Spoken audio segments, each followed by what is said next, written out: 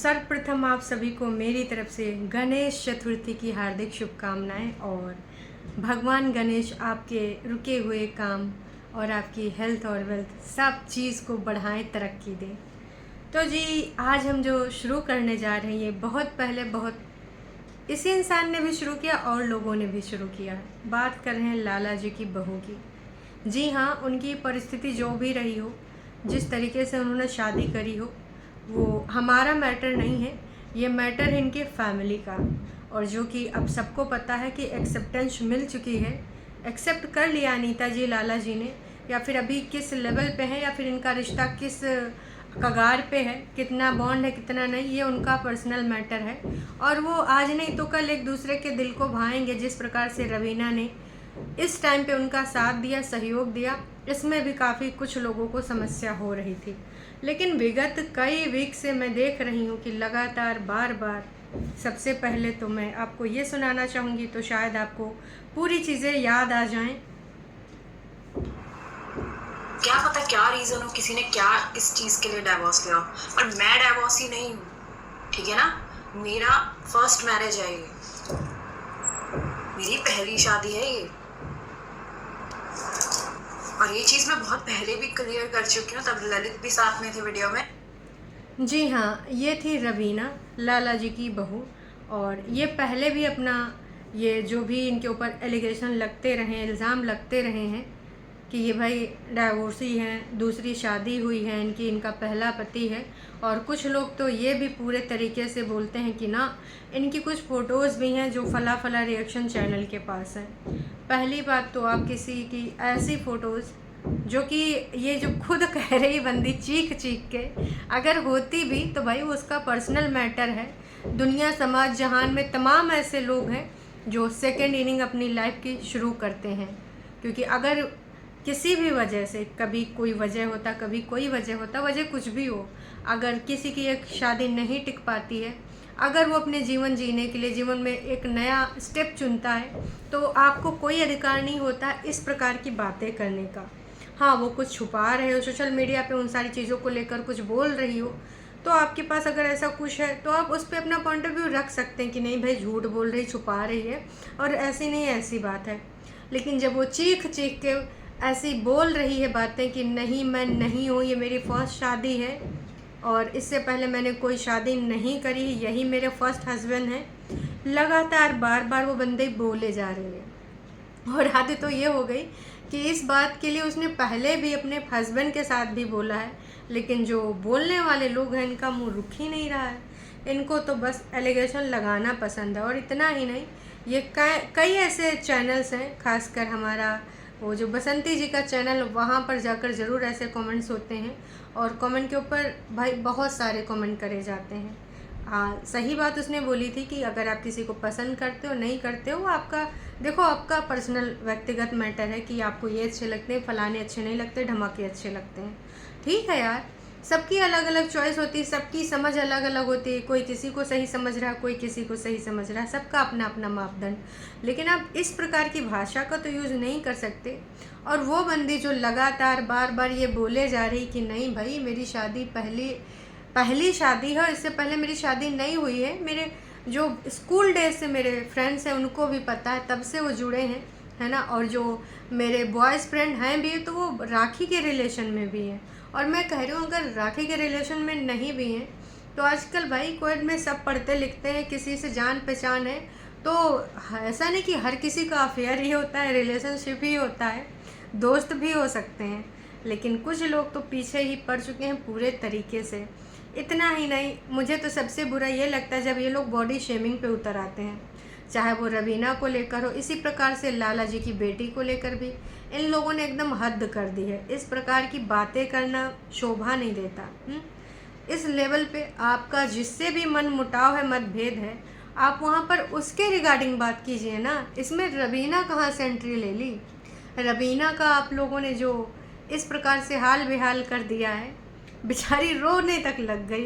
क्योंकि यार, कोई भी ऐसा इंसान हो, अभी नई नई सोशल मीडिया पे आई है, और दूसरी चीज़ यार, अभी वो दूसरी चीज़ों से गो थ्रू हो रही है, और दूसरी चीज़ उसके कुछ प्रॉब्लम्स भी हैं हेल्थ के रिगार्डिंग, उन सारी चीज़ों से अपना इलाज पानी और मनोबल से लड़ रही है किसी तरीके से, ऊपर से अभी नई नई शादी है, अपने वो रिश्ते बनाने की कोशिश कर रही है अपने इन-लॉज़ के साथ और उसको मजबूत करना चाह रही है। और लेकिन ये जो चंद कुछ लोग हैं जो कि रियल नेम से आते भी नहीं हैं, फेक आईडीज़ से आते हैं, वो उसकी ज़िंदगी में आग लगाने के लिए इस तरीके से तत्परता से कूदे हैं जिसका कोई जवाब नहीं। तो ऐसे लोगों को मैं बस यही कहना चाहूँगी कि शर्म करिए थोड़ा सा, उसको बख्श दीजिए, उसकी मर्ज़ी, वो अपने इन-लॉज़ को सपोर्ट कर रही या किसी और को कर रही, ज़ाहिर सी बात है करेगी। आपके भी घर में अगर ऐसी कोई बात होगी सेकंड पर्सन से तो आप भी करोगे। तो ये कौन सी चीज़ है? मतलब यार लगातार बार बार एक ही बंदे को टारगेट करना। और लैंग्वेज, भाई साहब लैंग्वेज इतनी घटिया लिखते हैं आप लोग कि अच्छा खासा इंसान पागल हो जाए, डिप्रेशन में चला जाए। जो वो दिखा रही है अपनी जो भी लाइफ रूटीन, मतलब लाइफ में जो रूटीन होता है, या कहीं घूमने खाने पीने गई या फिर कहीं पर भी गई दिखा रही है। अगर आपको पसंद आ रहा है कंटेंट देखिए, नहीं पसंद आ रहा है भाई यूट्यूब पे बहुत सारे ऑप्शन हैं, आपको जो पसंद है वो देखिए। लेकिन किसी को इस प्रकार का कमेंट करके आपको क्या मिलता है? बद्दुआओं का तो पूछो ना भाई, बद्दुआएं तो मेरे पास भी तमाम इनके सब्सक्राइबर्स दे रहे हैं। मुझे समझ में नहीं आ रहा कि ये सब्सक्राइबर्स की सोच कैसी है। मुझे कोई किसी का पॉइंट ऑफ व्यू सही लग सकता है, मुझे किसी का गलत लग सकता है। अब मैं कोई गलत भाषा का यूज़ करके तो वो पॉइंट ऑफ व्यू अपने नहीं रखती हूँ। तो आप भी, अगर आपको सेकंड पार्टी के पॉइंट ऑफ व्यू गलत लग रहे हैं, उचित भाषा का प्रयोग करके आप ये अपनी बातें रख सकते हैं। ज़रूरी है कि आप उसको बद्दुआएं दें? मतलब यार इस प्रकार के आप कमेंट करते हो, मैं तो खैर डिलीट या ब्लॉक कर देती हूँ, क्योंकि मुझे पता है कि कुछ लोगों की मेंटालिटी यहीं तक आती है। उनको लगता है कि इस लेवल का अगर पोक करोगे तो सामने वाला खुद ब खुद चुप होके बैठ जाएगा।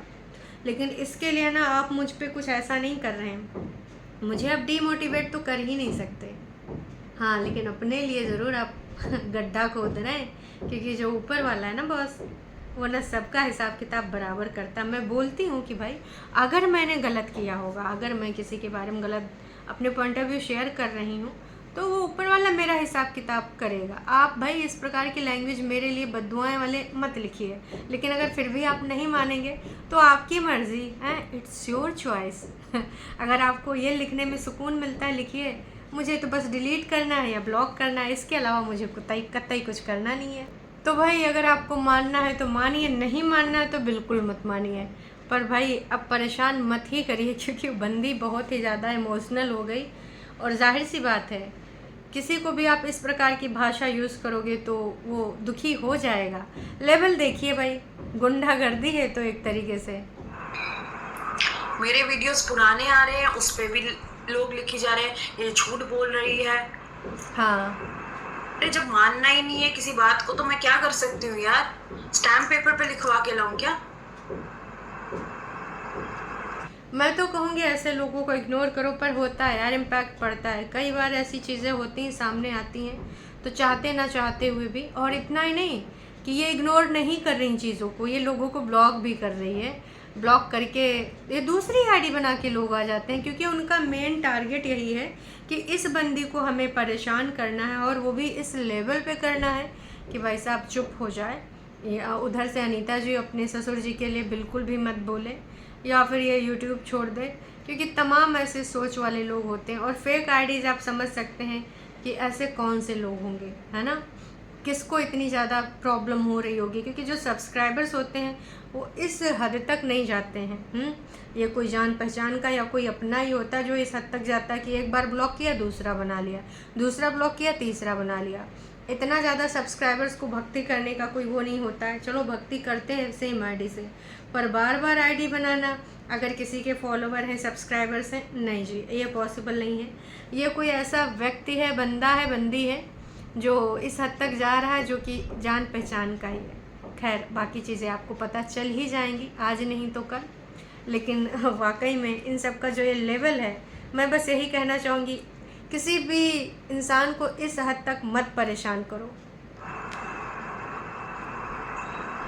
बहुत ही ज़्यादा परेशान करके इन लोगों इंसान ने, कब तक सहे ऐसे ऐसे कमेंट्स कर कर? हाथ जोड़ती हूँ आप लोगों के आगे, और मैं रिपोर्ट भी करूंगी। ये जितने भी दिख रहे हैं यहाँ पे, स्क्रीनशॉट दिखेगा आपको, मैं स्क्रीनशॉट लगा दूंगी। रिपोर्ट भी ऑप्शन है, माफ़ी भी मांग रही, जो समझ में आ रहा है वो कर रही है। लेकिन अब ये लोग क्या रुकेंगे? क्या इस चीज़ में ये पिस रही है? आपको क्या लगता है? कमेंट करके बताइएगा। क्योंकि मुझे लगता है कि ये जो लाला जी, बसंती जी और अनीता जी की ये जो भी मतभेद है प्रॉपर्टी को लेकर या किसी और भी चीज़ को लेकर, तो ये मतभेद आप आपस में सुलटाइए, या अब तो भाई आपका कोर्ट कचहरी भी चला गया है। घर की बहू को शामिल करना क्या उचित है? और उस चीज़ को लेकर एक दिन मामा श्री ने भी बोला था कि लाला जी तो जानबूझ के लड़े पड़े हैं, क्योंकि उनके बेटे ने भगा के शादी जो कर ली है उस चीज़ को दबाने के लिए। फिर वो चीज़ कट कर दी गई थी मामा जी के वीडियो में। अगर वो अभी भी वीडियो है तो सारे के सारे बाहर थे, किसी रोड पे खड़े होकर बारी बारी से अपने पॉइंट ऑफ व्यू रख रहे थे। तो इस चीज़ को क्यों आप ला रहे हो? आपका इशू क्या है? घर, ज़मीन, जायदाद, फिर से बंटवारा, बाद में बंटवारा, आगे पीछे जो भी है आपका इशू, है ना? तो इसमें रवीना को क्यों ही खींचा जा रहा है? ये चीज़ ना ऊपर से जा रही है, लेकिन इनको लगता है कि इस तरीके से तो नहीं, इस तरीके से परेशान कर सकते हैं। तो उम्मीद यही करूँगी, और मुझे तो लगता है कि अनीता जी को और लाला जी को भी बोलना चाहिए कि उस बंदी को परेशान करना बंद कर दीजिए। उनका आपसी मतभेद या तो सुलट गया है या फिर सुलटने की कगार पे है, या फिर कहते हैं ना कि वक्त लगता है चीज़ों को सुधरने में। कई बार अगर वो चीज़ें थोड़ा सा बिगड़ कर होती हैं, वो उस टाइम पे जो इन लोगों ने करा वो सारी चीज़ें सही टाइम नहीं था, सही वो सिचुएशन हैंडल नहीं हो पाई, पर जब बात फैमिली पे आई तो साथ हुए ना।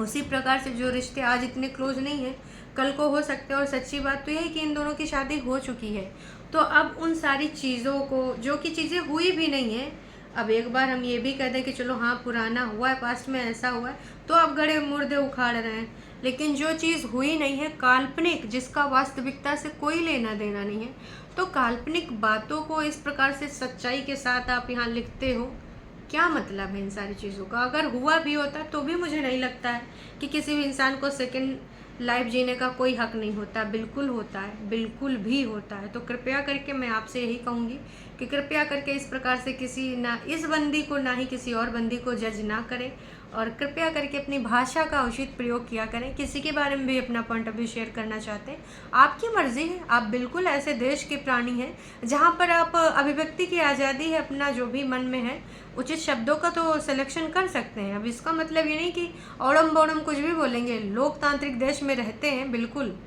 लेकिन इसका मतलब ये नहीं है कि आप लेवल ही अपना क्रॉस कर जाएंगे, इस हद तक गिर जाएंगे। बाकी आप सबको क्या लगता है कमेंट करके ज़रूर बताइएगा।